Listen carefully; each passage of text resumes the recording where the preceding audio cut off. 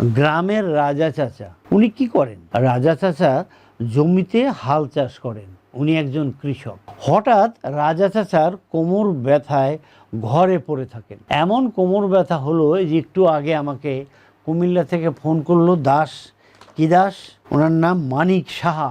ওনার যেরকম কোমর ব্যথা হয়ে উনি ঘরে পড়ে গেছেন, ঠিক রাজা চাচা ওইরকম ঘরে পড়ে গেলেন। লোকজন বলল, তাড়াতাড়ি নিকটস্থ ডাক্তারের কাছে যাও, ডাক্তার দেখাও, চিকিৎসা না করলে তুমি এরকম শুয়ে থাকলে হবে।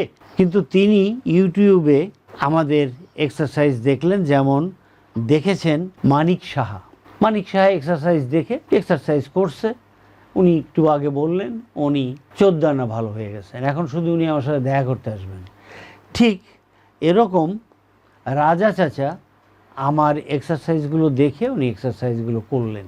এক্সারসাইজ করার পরে উনি গ্র্যাজুয়ালি ভালো হতে থাকলেন। গ্র্যাজুয়ালি উনি প্রতিদিন সকালে ব্যায়াম করেন।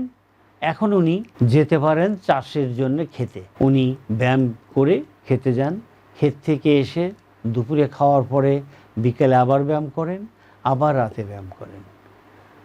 তাহলে রাজা চাচা এখন কি অবস্থা? রাজা চাচা এখন আগের চেয়ে অনেক ভালো।